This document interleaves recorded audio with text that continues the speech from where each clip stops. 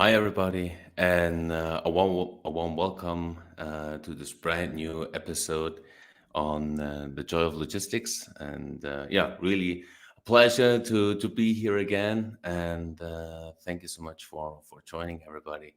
As always, you know me by now, but I'm very excited for today's episode. There will be a lot to learn again. Got fantastic company, fantastic guests here with me, who've or whom I already had the pleasure of meeting in real life and actually see, touch, hear, feel the product. And this is just amazing. This is just amazing. But for those of you that are joining the first time today, wondering, hey, who is this Christoph guy? Joy of Logistics, huh? Never heard about that. What's going on? Who's this? Um, let me introduce myself real quick. So my name is Christoph, and I'm the creator and host of the Joy of Logistics podcast series, which will be streamed over to Spotify, YouTube, and I think also iTunes, amongst other. And yeah, reason for creating this platform. I've been in this industry now roughly a decade, and I thought it's time to actually use technology, or this piece of technology, to use it for what it's actually intended for, to share knowledge, to spread the word, and also to set the stage for outstanding companies, for visionaries, for out of the box thinkers. Yeah, because there's just so many brilliant people and companies out there that not everybody knows of. And I thought, hey, yeah, let's create a podcast, and let's talk about what is impacting our daily lives, and let's learn about how the future of shipping can be and will be shaped. And yeah, appreciate it that you're also sharing this passion, and yeah, that you're joining so frequently. Appreciate that. Thank you so much. And with that being said, we already have some guests in there. John, uh, guten Tag, bom dia, buenos dias, and good morning, all. John, thank you so much for joining again. Pleasure having you in the audience again. As always, you're now also following quite some seasons or some episodes, which I highly appreciate it. So thank you for your time, and good morning to Virginia, by the way. Also, Benita is with us again. Yeah, Benita, appreciate it. Glad to hear that you like my new haircut. Thank you also for taking your time and for joining us today. Now, as you've probably read in the description, um, yeah, why we're coming together today, actually. Well, let's talk about future, but not in a crazy way. Actually, the future is here and is real. It's about and I hope I pronounce it correctly, the AELER Container, which I've had the pleasure to and the honor to meet and to see in the transport exhibition in Munich this year. Incredible piece of equipment there, and yeah, I'm looking forward to have some interesting conversations today. We also have someone else in the audience. I wanted to quickly shout out to Regina. Regina, appreciate it. Thank you so much for your time, for joining today. Um, Stay tuned. It's gonna be epic, and since there will be a lot of information being shared and talked about today, make sure you have pen and paper ready. And with that being said, without further ado, I'm very happy to that they are joining us today. So we have two guests from AELER, both founder and management positions, which is David Bauer and Nate Landano. So warm welcome for the folks. There we go. Thank you so much for joining, and thank you so much for taking your time out of your busy schedule. Appreciate it. Thank you very much. And thank you very much for your very nice word. about our container. I remember you definitely touching the container in Munich. Right. Quite a connection moment. So really nice. Oh yeah, absolutely. I had to, because up and then I was just, reading about it, of course, see it on the internet, videos, whatever, but actually stand before it or literally standing inside the container, yeah, it was just a whole nother experience. So appreciate it. And yeah, for those folks in the audience that never heard about who you are and the fantastic piece of equipment that we just been talking about, would you give us a little introduction of the company and also who you guys are, what you guys doing? Yep, with real pleasure. So AELER is now a 6-year-old idea that merged into now what's quite a rather big scale-up company. We really Hmm. came to the very simple consideration, and I'm pretty sure we'll elaborate this topic a bit later on. But that the container is one of the most central tool of the logistic Hmm. industry, and at the same time it's a tool that in specific market is a bit underserved. So Nick and myself went with this very simple consideration and started working into those concepts. And based on our respective background, we really improved on this concept up to the point of having a product that people can touch and Hmm. feel excited about. Yeah, maybe to elaborate on this as well, we had basically three, and thanks a lot for the invitation, Christoph. Super happy to be Sure. here.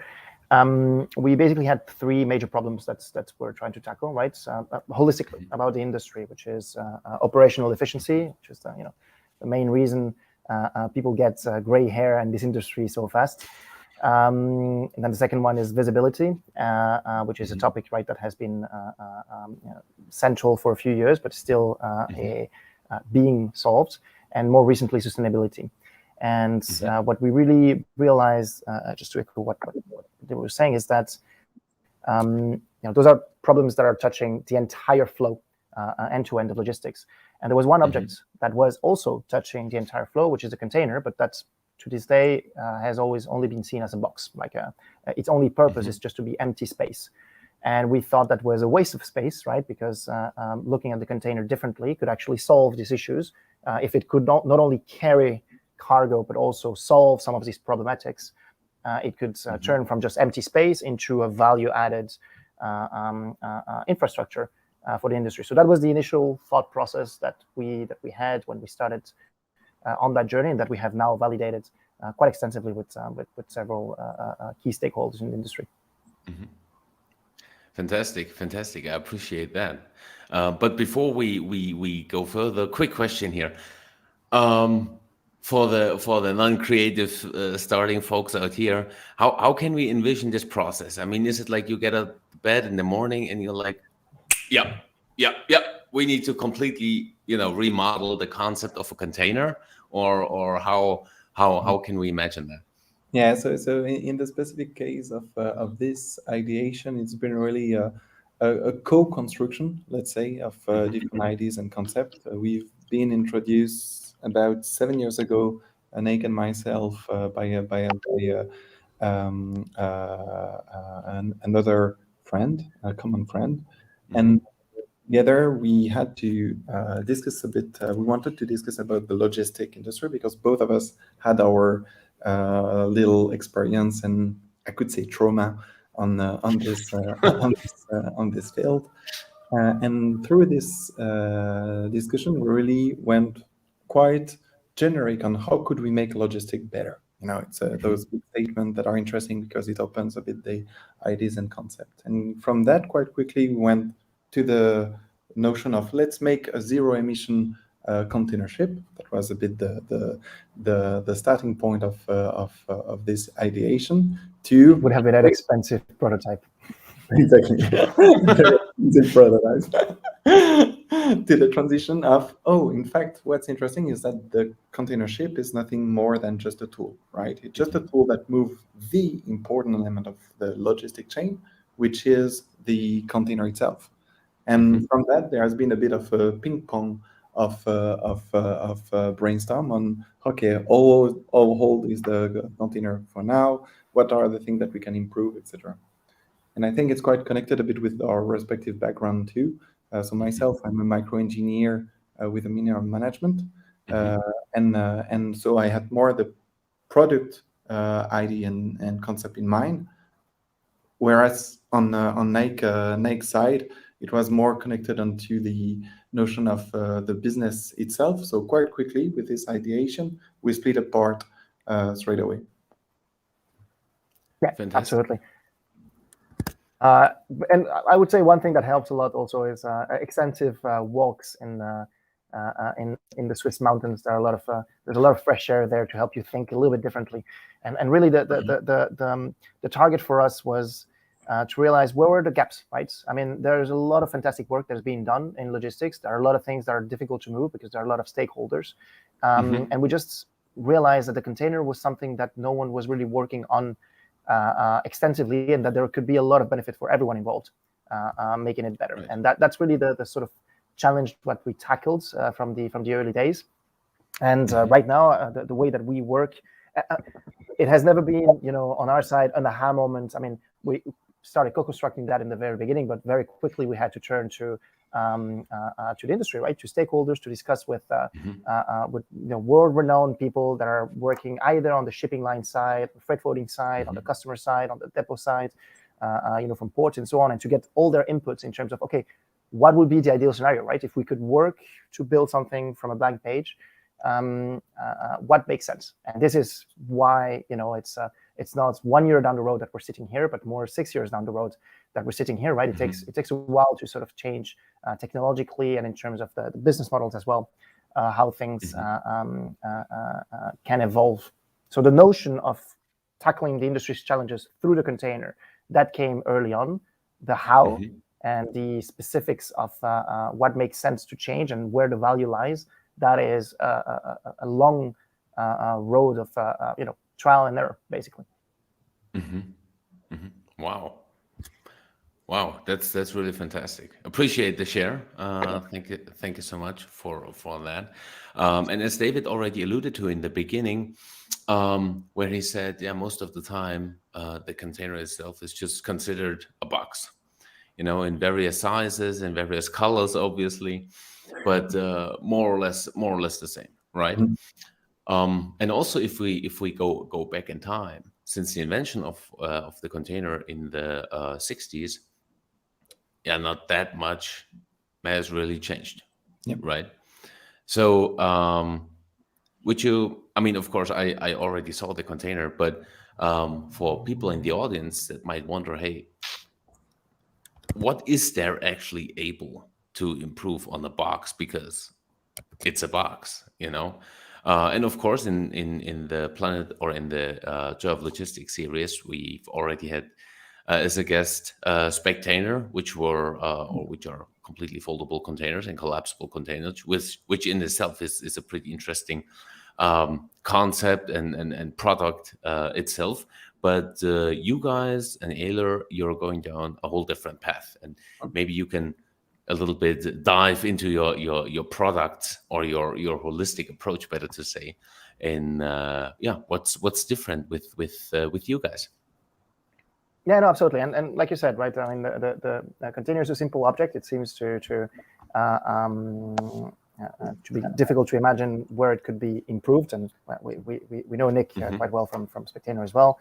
And the notion here, I mean, in the end, there are a lot of challenges that come from utilizing a container, right? So it's not so much the container itself that one has to look at, but the purpose it serves, right? And how we can actually do little tweaks that actually improve how it can be used. In our case, the direction that we took is using advanced materials, to be specific, composite materials, even recycled plastics, to make a container that is not only stronger, but much better insulated and more aerodynamic as well. So basically, what it does is that it allows for more payloads to be loaded, especially on flex-tank transportation. It allows, especially on the 40-foot version, it will even be lighter as well. So those are some of the possibilities also with composite materials. It allows the container to be insulated, so it's an in-between a dry and a reefer container, which means that for cargo that needs to be moved at room temperature, we're able to avoid customers the need to add one-time insulation, or to really explicitly request for not operating reefers when they, are difficult to get. And the last thing is that our container reduces about 20% CO2 emissions on transportation. That's because of the additional payload, but also because the walls being flat, it actually reduces the air drag on road transportation. So it makes the container more aerodynamic, even though it sounds silly to think of a container as being aerodynamic. Well, you can have more or less aerodynamics, and ours is definitely more aerodynamic than a standard container. So it means it's more fuel efficient to move on the road when it's moved on a truck on rail. So those are just the structural parts already, which are just half of the answer of how we make loading a cargo, protecting cargo more efficient, and we reduce environmental impact. Exactly. And the second side of this, so we have here the physical advantages. Now we talk about the digital one. And how do we do so? Is really by embedding within the structure itself a state-of-the-art electronic that gather a full information about the container and the cargo. And when I say full information, it's really everything about pressure, humidity, temperature, gases, external and internal, for the cargo to be completely mapped out. And the second about the container, it's door opening detection, GPS location, all those information that are required to know if there has been any breach or any lack of information throughout the entire chain. And the goal for that is really connected to what Nate mentioned at the very beginning, meaning one of the pain of the logistic industry, which is the lack of visibility. Here, we are making the most central tool sapience. And by making it sapience, we are able, in consequence, to think completely otherwise how the information and the data are shared. I was discussing recently with the port community system and the custom authority, and it's interesting to reconsider how a container that is able to think would be able to behave and interact with a custom authority, or with insurance company, or with all those different stakeholders along the chain that need those information. And for those information to be received, we created the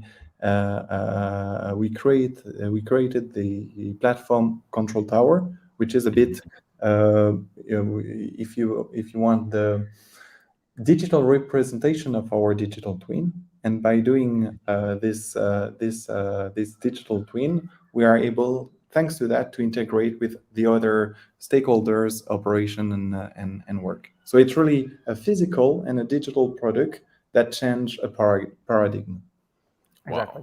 Wow. And the last thing, because it's not done in terms of how you can rethink the container. The last thing is, so that's what structurally changes, right? So there's structural, there's an intelligence bit. You still keep the same standard. So there will be the same loading capacity in terms of just volume, right? And volumetric is the same. It is completely compatible with the same infrastructure. But everything is reimagined in terms of the materials, the intelligence. The last thing that is reimagined also is the business model. And it is important in terms of, how does a container fit into the value chain? The traditional way would be to either sell it or lease it. Here, we actually bring more flexibility to our customers. We offer it as a service. You have to imagine it as a mobility service, meaning that our customers can get access to a container, even on one-way traffic, without having to become asset managers. So that means that on our side, we also have fleet management capabilities and intelligence that we develop, right, to make sure that our containers can efficiently be allocated to different customers around the world, for them to have all the flexibility of using the best equipment they can without having the burden of having to manage it themselves. Wow, that's really something. I mean, that's really a brand new concept, and also based on what you were just sharing with us. At the end of the day, you are, or I would say, you are the pioneers in terms of smart containers, right? Because these days you read on all the major shipping lines, oh yeah, we're going to make the container smart, and of course, each and every shipping line defines the word smart a little bit differently. So for one, it's just more or less an automatic tracking or reporting system. Other ones said, hey, okay, we have a chip in there, and you can track and trace them um, on a live time measure, so to speak. Whereas you guys, it has everything, even humidity control and temperature, even. And this one is also pretty significant. It even notes down if there was an opening or a breach of the doors, which is based on what I know. And of course, correct me if I'm wrong here, but based on what I know, this is second to none. You're the Yeah. first that ever come up with that, right? So it's a very good question. Definitely, the fact that we touch on the structure means that we can do things that are impossible with just adding on technologies, right? It's that become very difficult. So we are pushing the boundaries as much as possible of what is possible in terms of what a smart container could be. There's a lot of fantastic work that is being done right now in the industry, and it's a big industry to transform. Right. On our side, we're much more on what is the next wave of containers, right? Not so much on how do we replace older ones, which is necessary to be able to bring visibility, and of which there are some fantastic solutions out there. But us, we're more thinking, okay, once containers need to be replaced, what is the next wave? What is the next container going to look like? So if you want an analogy in terms of the automotive sector, we would be more, bringing the phase of electric cars in terms of, okay, what is after combustion engine cars? What is the next wave of the type of transportation that we want? And here apply to containers, so making them more sustainable and with embedded intelligence that is complete, like really has end-to-end everything that is required, rather than cherry picking what might be needed on a trip basis. Wow. And this also based on how you also described the transportation, that it be even able, or that it be even possible for your clients to, let's say, just on a one-way trucking route or whatever, to utilize your container. This reminds me, and sorry for the comparison, but this reminds me a little bit of Uber. When you're in need of an Uber right now for just yourself, or for 3 people, whatever the number might be, from A to B, wherever it might be, boom, you go online. Okay, I like Uber XL or whatever you're intending to take. And so this sort of a service reminds me a little bit of what you were just describing, which in my opinion is also pretty interesting, and also second to none, that you're offering a container literally as a service, and that's pretty cool. That's pretty new. And to bounce back on this, because it's interesting, it's as if your Uber car offer you a massage at the same time, right? Meaning that the container is not only a container, a standard box, but it's a container that is creating value along the chain. You can load 5 ton more cargo. You don't need any one-time use insulative material. You have the best-in-class visibility platform. You have security aspect of it. So it offers you the flexibility of a Uber, but the car is not the same car than any other. You're entering in a car that pushes you in an ecosystem that help you to just create value from it. And the second aspect of this value creation is definitely the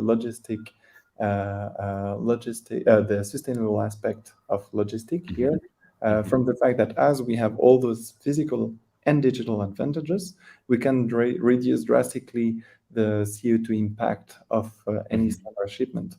In case of bulk liquid transport, we are talking up to 20% of CO2 that is saved from this tool. So it's really a Uber that is using a levitating car, if you want, for this to be more efficient.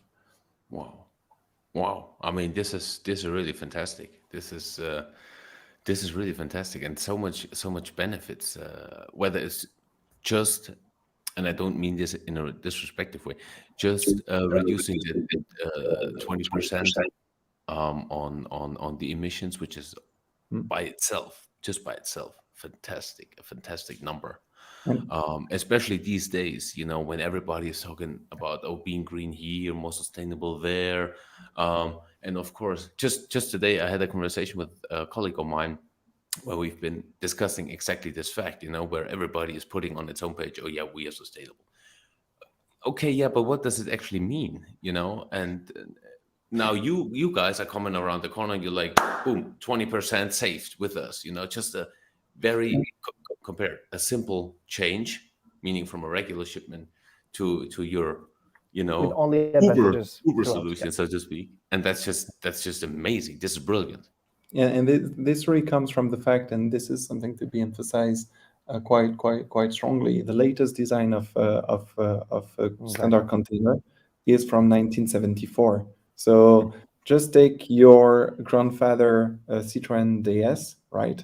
Wait 50 years without any changes, and then go with the latest DS3. You will have the same fuel reduction. You will have the same comfort. You will have a GPS integrated. You will have all those things that you could never think about before. So this gap allows us to have a very strong added value on a message which is simpler, which is very simple. It's not about, yes, but once we have a fleet of container, we'll be able to optimize and in consequence be less CO2 efficient. Here it's really like we are loading 5 tons more. So you need that many less shipment for the same volume transport, and that's it. And this simplicity of message is quite easy too for an industry that really need sustainable reduction. And at the same time, you're also increasing efficiency, right? I mean, for those 5 tons, your client or the warehouse or wherever you're picking it up, they don't have to do anything more other than, bring the forklift 2 or 3 times more around the corner, but they do not have to wait for a new container. They do not have to go to all the scheduling process, etc., which is fantastic as well. It's actually the opposite, right? They have to do so we have three main verticals or type of cargo that we bring a lot of value with, and this you can see as our niches. The first one is flexi tank transportation, bulk liquids, right? In flexi tanks, that's where we can really load about 20% more cargo. Then there's sensitive goods. That's where basically we remove the need for insulative material to be added to manage basically. So we're not refrigerating, it's passive insulation, but there we remove a lot of operations as well. And the last one is high value goods. And in all of those, we actually remove operations, right? We're actually making it simpler. So it's not only that you might need only 5 shipments instead of 6. So you actually have, 1 shipment less to worry about as an end customer, right? To manage and so on. But each of these shipments is actually simpler to manage because, for example, if you take, I'm going to go just one specific, right, just to show, because that's where logistics becomes then nerve-wracking, right? It's the nitty-gritty details that you have to go through day to day. If you take flexi tank transportation, to actually load a flexi tank, you need first to identify a container that is suitable enough, because usually they're, because it's steel, they're dented, there might be rust, they might be too old or fragile on the wall. So you need to inspect that container to make sure that there's no risk. And then you need to prepare that container to be able to protect the walls so that the bag, that is put inside is not damaged by a dent in the wall and whatnot. So there's about, close to an hour of work plus manpower and so on that's required for that protection. It still doesn't prevent any, all the problems. And just these 2 things, for example, our customers don't have to go through it, right? Because we're basically guaranteeing that the containers are going to be in top-notch condition because they're meant for that, right? And the walls are completely flat and smooth, so they don't have any risk in terms of puncturing and so on. So you reduce already there about an hour plus the materials needed just for the preparation of the container itself, plus sometimes the back and forth that these customers had to do when they said the container that we received was not the right one. So we're trucking it back to the terminal and getting a new one that might fit our requirement. And then you have the fights that has to happen in between to actually do the exchange. It's actually just simplicity. We're trying to bring simplicity to the whole space by saying, don't worry about a container. We're making the container our business. That's fantastic. And if I may add here, Naik, what I've also seen in the prototypes that I've seen on the Munich exhibition, the floor, completely plain, no screw or bolts or whatever looking out, bam. And I was like, wow, how are you guys even doing this? This is, to me, that's something completely new. This is really a game changer, also when you're loading like even simple floor loaded goods or something like that, where you normally you also have to take into consideration, how old is the container that you're using, because obviously at a certain point, and you go in with a heavy enough forklift, boom, what happens? It will crack at one point through the floor. can you also go into detail a little bit on that, because I think that that's also an important important note here.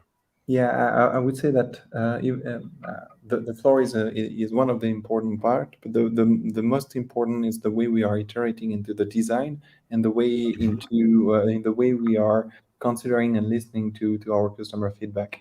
So we do have a design iteration that is very close to, for example, smartphone here, meaning that we follow the container that you have seen was the V2.4 in the version 2.4. The one that is currently under production is the 3.1. And at each and every steps, we are improving onto the design based on our customer feedback. Once again, it follows this voice of customer approach, where we really want to make sure that we have made a container that is perfectly suited for those three verticals that Naik mentioned previously. Wow. And in consequence, one of the feedback was exactly this: the nails and the lack of quality of the current plywood floor. And on our side, the solution was to define a new type of protective coating and insulation structure and floor structure for this to be prevented. Same thing regarding the walls that are perfectly flat, and even more than aerodynamics, it allows us to avoid any liner, and it allows us to avoid any dent neither. So all those different characteristics allow, in the end, the container to create more value. And this is really this approach of, we go see the customer and we get what are the most important feature that they need now, while we are preparing for the future. Because all those features that we mentioned are very useful for the operators, for the BCOs, for the freight forwarders to proceed with their operation.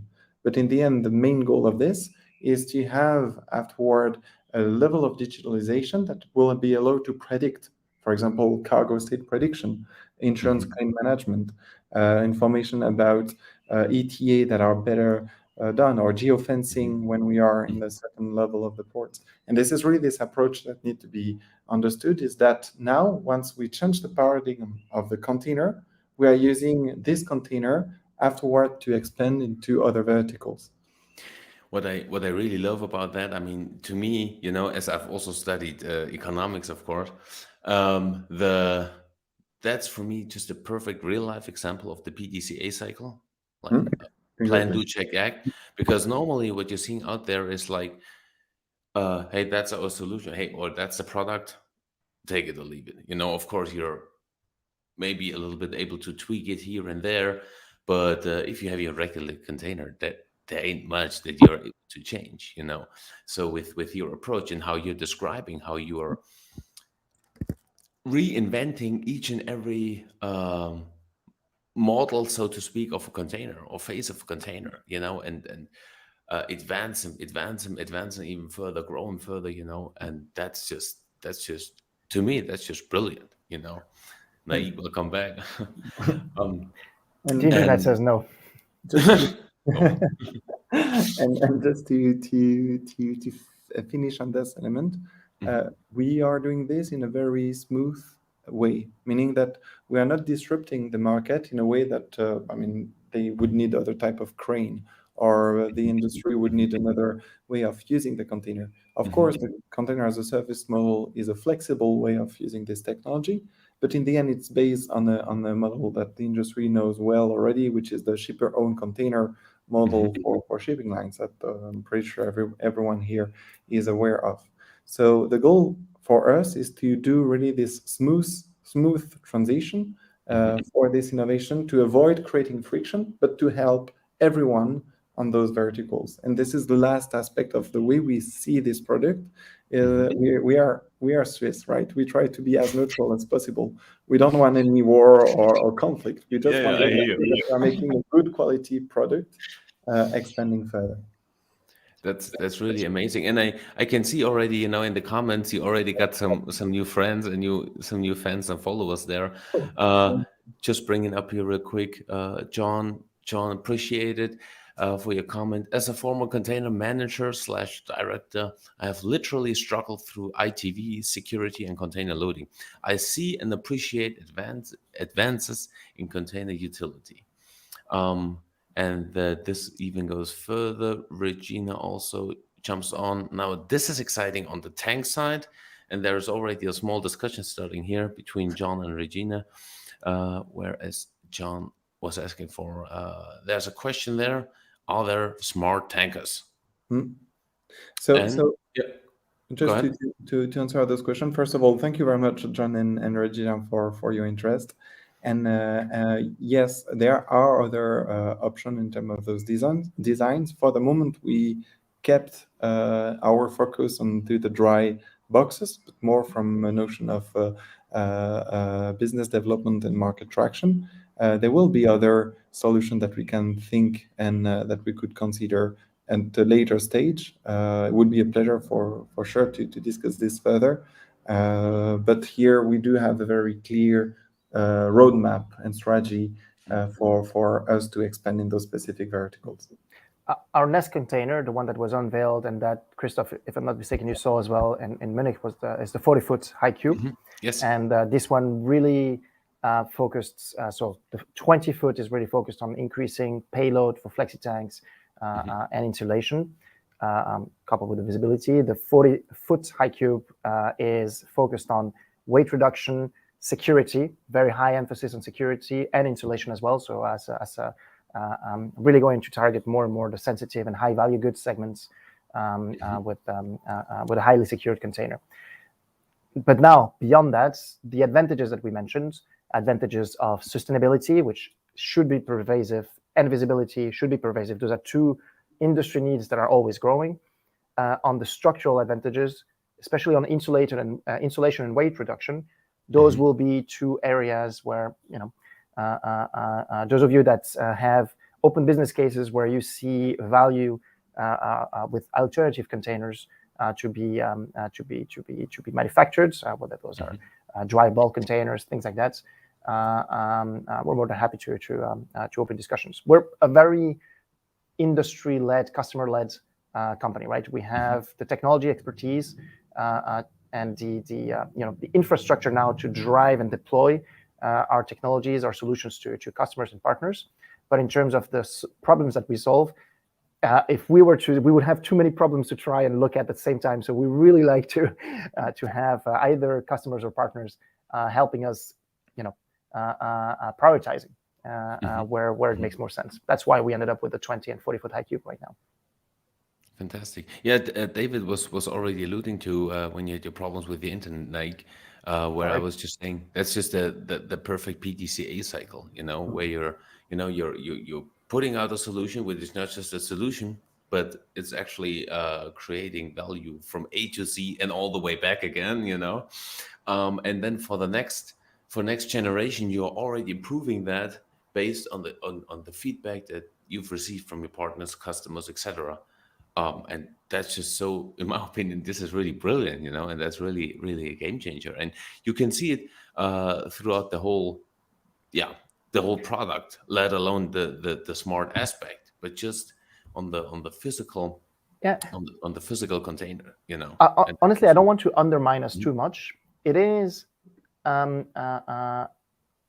not there at all on the container side, because as David mentioned before, the last iteration is a little bit more than 50 years old, so that's a very long cycle to iterate a product. But it's something that exists, and is well known in other industries. So in the end, we're not reinventing the wheel. We're taking what works best in other industries, what has been proven to deliver most value, and applying it in an area where we feel that there is a lot of missed opportunities, a lot of challenges to fix. In that regard, we're not reinventing the wheel, really not. We're applying what works best and what we have worked on in other areas. So basically, you're the summary of various best case scenarios simply put in one solution. Is that Exactly. right? Exactly. And in the disregarded objects, which is a container. Right. Yeah. Absolutely. Yep. Go ahead. And maybe to cover another aspect of it, because for a PDCA cycle to work well, we need to have a very strong connection with the customers. And customers that we have are the Procter and Gamble, for example, of those world, that are the most connected to the cargo, and that are the most in the interest of seeing and getting more visibility of it.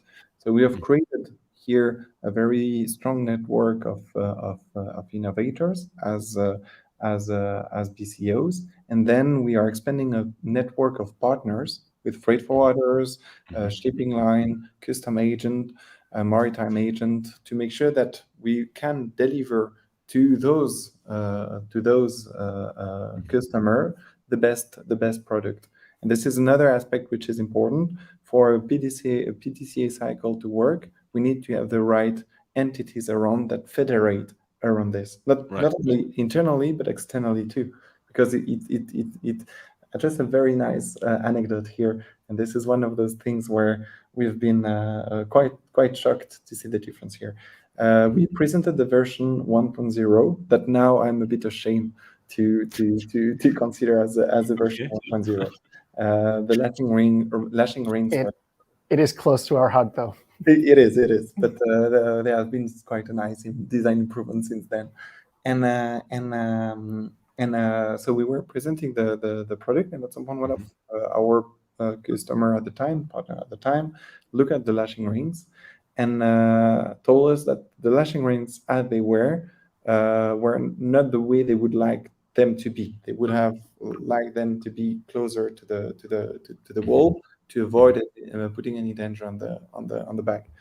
And we heard this, and we directly changed. We just asked for a design change note, which is completely normal for our industry. And then the other container they received had this new lashing rings, and they were impressed, because for them this transition is not something that is happening too often. So they receive a container and they have no choices. This is what you said, John, before. The only thing that you can do is reject a container, but you cannot design or improve on the design of a container. And this change of mindset was interesting, because from that point on the lashing ring, we've had from them, I don't know, a good dozen of new features to be developed in, because as they understood that we were actively listening to their need, they started to popping with a lot of other ideas, with very loufoque one and very useful others. And this type of synergy is very important to happen. And I think this also, I hope I use the right word here, and I also think that this potentiates the development and evolvement, so to speak, of a container, right? Because you can really go so fast, and you can, in a short period of time, you can really climb up, metaphorically speaking, a huge learning curve with your containers, right? Exactly. And this is the reason why we need to be very targeted onto the vertical that we want to grow in, bulk liquid transport, sensitive good and high value good, to make sure that our container is well targeted into those three verticals. And then we will be able to expand horizontally once we get a big chunk of this current markets. I hear you. Like you No, I just wanted to bounce on the targeted bit as well. Just to clarify something that we mentioned in the beginning on the business model, right? Our container as a service model.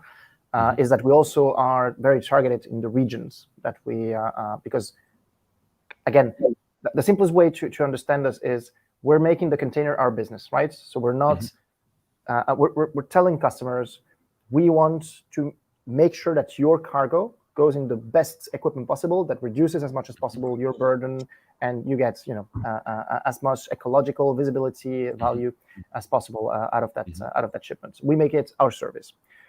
Which means that in order to provide that service with the flexibility that we intend, we have to make sure that everything is happening well from depot to depot, right? And therefore, we have a network of depots that we work with, meaning that our services are available in specific regions. Right now, we have opened extensively Europe. Southeast Asia is being extended. We have a head shipment as well, specifically to Turkey. And in the US. And that is how we are able also to manage that mobility service that you were mentioning before, right? That Uber analogy. It will be Uber, but between the regions where we can provide you with the service.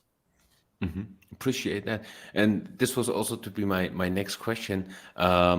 Also on the trade lanes themselves. So, for instance, I mean, of course, that you offer, let's say, imports from Southeast Asia up to Europe, for instance, or to the US, but also, or would you also offer, let's say, intra-Asia, or can you also, Yes. wildly connect, let's say, Latin America to, I don't know, Turkey, for instance? Would that be? It's a great question, and the short answer is absolutely yes. We have deep sea routes that we open, but also are extensively addressing short sea opportunities. So in Europe, for example, we have signed a partnership recently with Navix, the Portuguese agency, and they themselves have a lot of short sea opportunities to where the containers would be very relevant. And we're extending similar opportunities, short sea in Europe and short sea in Southeast Asia. Wow. Perfect. So I see you're really ramping up your growth, not just in terms of the product itself, but also in terms of the availability. It is necessary. Both come hand in hand. It is our ability to scale that helps us serve large customers like Procter & Gamble that David mentioned before. I gotta jump in real quick with another question from the audience. John is really active today. I see that. Thanks, John. John asks, have you redesigned the interior lashing points / hooks, or have they remained the same? Yep. So the answer is that we are using a pallet guide on which we are embedding the lashing rings within the structure itself, meaning that the lashing rings are now flush to the container wall, and you don't see any protrusion or rings outside the wall itself. So once you need to lash your cargo, you just need to take the hook and span set it straight away. Wow. There you go, John. I hope you've noted that down. Wow. Perfecto. But yeah, this is why we're coming together, because we're talking about what's going on. This is also, we are explaining why you're doing the things that you do.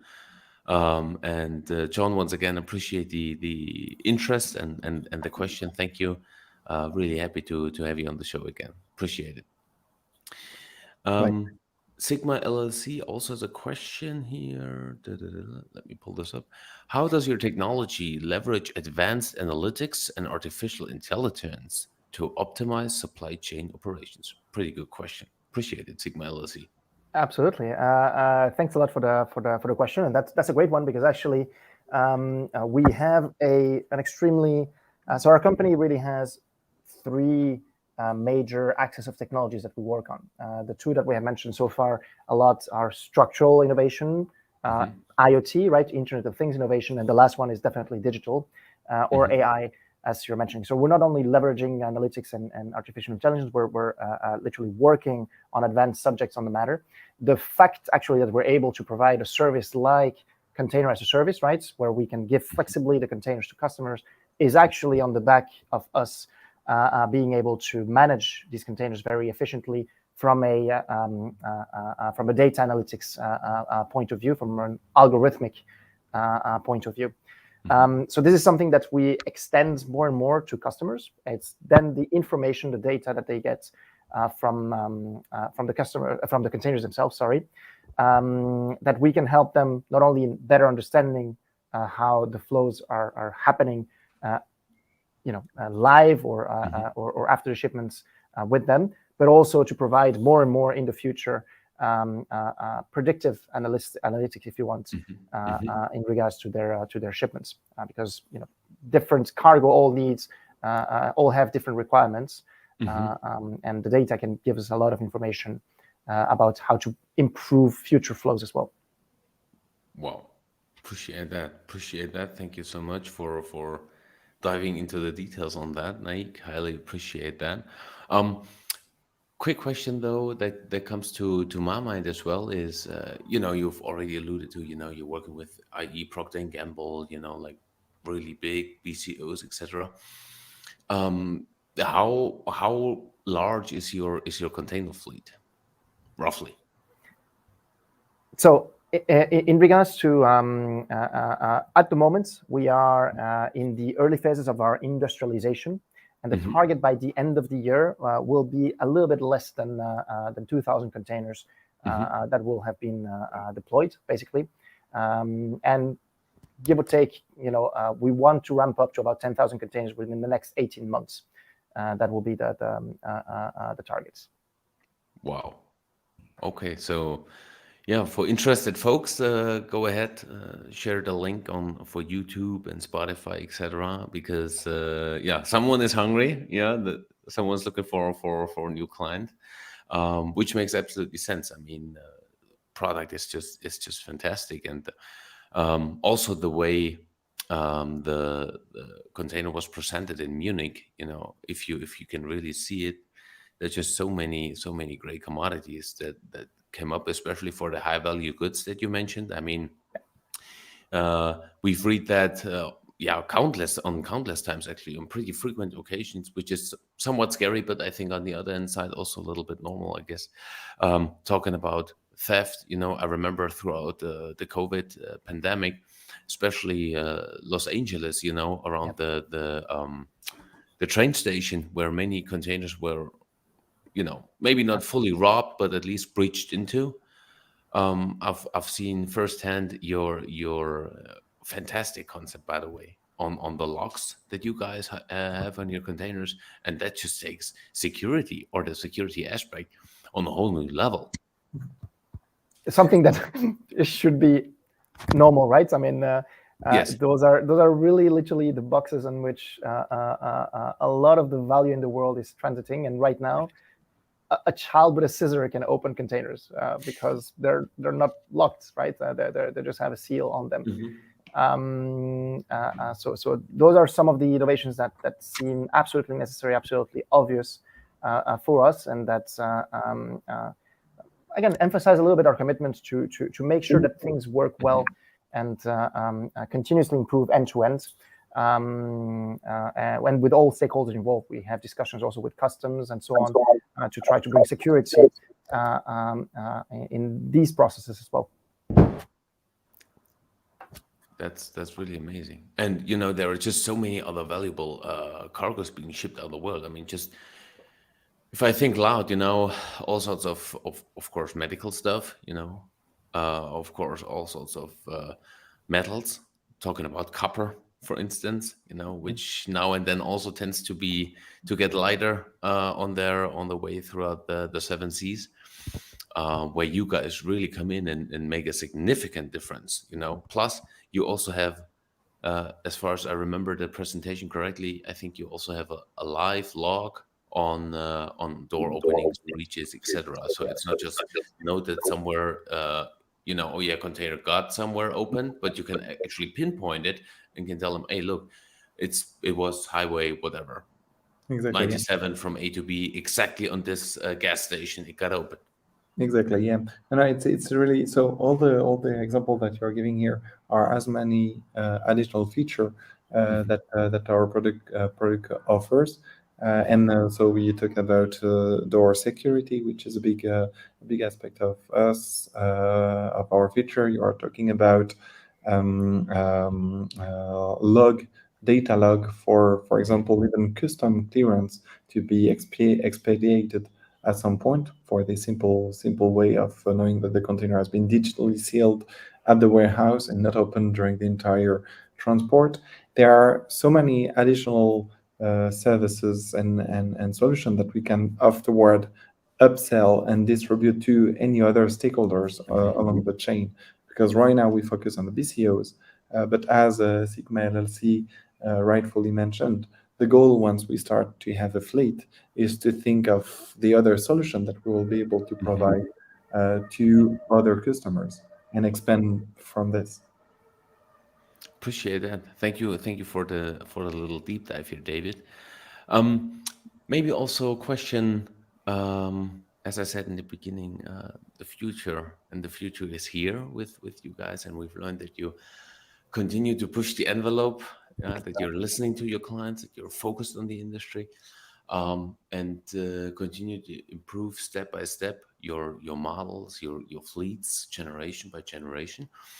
And I know it's hard to say as of today's perspective, but can you give us a little bit an outlook of number one, of course, what to expect further, and Naik already alluded to a little bit on tank solutions or bulk solutions, etc. But is there something else that we can expect? Number one, and number two would be also for the market as such. How do you Hmm? think this will change within the next 5 to 10 years, if you can share that with us? Yeah, so there are some of those things. I'm pretty sure you get the fact that they are a bit both IP sensitive and strategy sensitive. But Sure. if we keep the thing on what we can present, the first thing is that right now our CSC certified container is a 20 foot. We will have a 40 foot by the end of the end of the year, with the additional feature on the security, the one that you mentioned before, and on the insulation too, and on the floor, that I'm pretty sure, John, you will enjoy even more, because there will be quite a nice innovation on this part too. And by doing so, we want to focus even more on the sensitive good market. The second Mhm, aspect for us is to grow drastically into the bulk liquid transport, mhm, because this container, the 20-foot container, this V2.4 or V3.1, is now extended in terms of use, and it's now a product that we want to see running more and more mhm, for our market expansion to be, how would you say, deeper. And the final point of what we want to distribute is the digital services on top mhm, of the container. So really see the container a bit as a smartphone, and mhm, in consequence, we will be building additional app on this smartphone mhm, for specific stakeholders to be using those features. I'm really thinking, for example, if you're talking about sensitive good, everything mhm, regarding cargo state prediction is something that we will be able to train and support more and more in terms of our model mhm. for those features to be directly then upsell to direct customers for their waste management. Fantastic. Fantastic. I also got a quick question coming in the audience. Oh yeah. It's again Sigma LSE. Sigma asks, how do you measure the success and the impact of your solutions? Which is a fantastic question, by the way. Appreciate it, Sigma. Yeah, thanks a lot.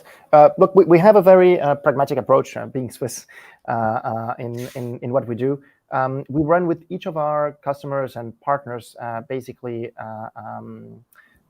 we measure the return on investment, right, Hmm. for the shipments that they run. So really look at what was it like to ship the cargo before Hmm. using our solution. What is it afterwards? And we measure where are the economical gains coming from? What is Hmm. the has there been an improvement on the shipment quality, the administrative processes behind, things like that. Basically, run a full ROI. So that's one way to measure the economical gain, and the ecological one. We actually work with independent third-party companies to validate the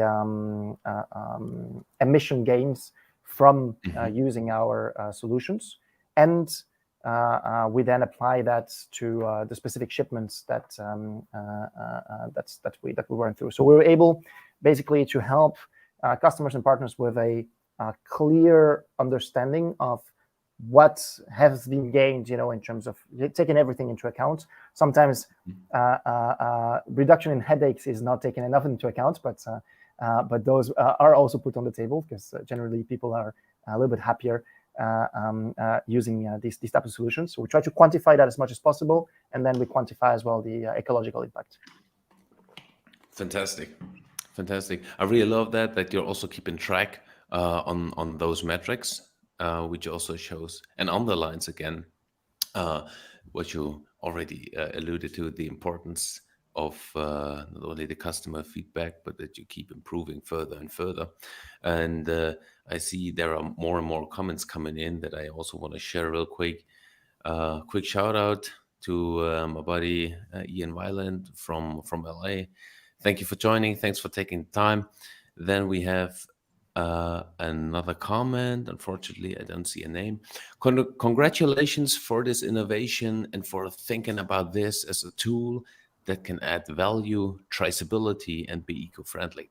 I think this is called, or should be, service. I hope to service this soon in LATAM. In the future, will you be featuring other models such as flat racks and open-top containers? So, reading the question in terms of the design decision, it will really be use case dependent, and to see what are the next step of the roadmap. It's not at all impossible.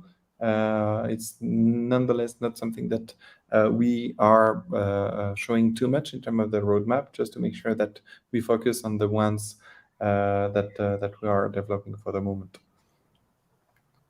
Perfect. And John is again commenting. John says, "Gone are the days of having to climb on top of containers to affix the radio ITV devices. Oh, the memories." I think you got him. You already got John. I think he's ready to take some containers from you. Yeah. Please send us a LinkedIn message afterward. If there are business, we'll do together for sure. Fantastic. And with that being said, and that's actually a good point, David. I'm sure someone listening, probably John, afterwards will be thinking, "Hey, man, there's just so much fantastic information." And maybe there are also people and companies that say, "Hey, I think this is exactly what we've been looking for years, maybe even for decades." How can they get in contact with you guys? Right. You can reach us first on our websites, AELER.com, which is now written there. Please don't hesitate also to send us an email to either David or myself. He is david@aeler.com. I'm naik@aeler.com. You can also reach us on generally on business discussions on business@aeler.com. And from there, we'll be able to literally drive with you, look at the different business cases that you would like to explore. And just like I mentioned before, we can analyze a specific business case, see if the value would be there or not, and then run trials together. That's how our process works. Fantastic. I appreciate that. And of course, just in case you're now, while you're listening to this, you're driving in the car, listening over Spotify, whatever. If you forgot about how the company was written, or last names of our guests, please feel free. You can also contact me anytime on LinkedIn, and I'll be more than happy to direct your inquiries over to David or to Naik. No problem at all. Will be my pleasure. John just wrote, I've already sent connection requests to both David and Naik. Fantastic. I take 10%, by the way. And with that being said, it was a fantastic conversation today. And of course, I appreciate you, Naik, David, for joining us, for taking the time and to share a little bit more about the new box and your holistic concept, which is just epic. And also want to say a big thank you for the audience for taking your time out of your busy day as well, for joining in to listen to three logistics people talking about ways to improve the container and the services around. So thank you again for coming by and for taking the time. Highly appreciate it. Thank you very much. Thank you very much for your excellent question. Thank you very much for having organized this, and it's a real honor to be discussing with everyone here. So thank you for that. Likewise. Thanks a lot. Thank you. Appreciate it, and wishing everybody a fantastic day. See you around next time. Cheers. See you Bye-bye. around.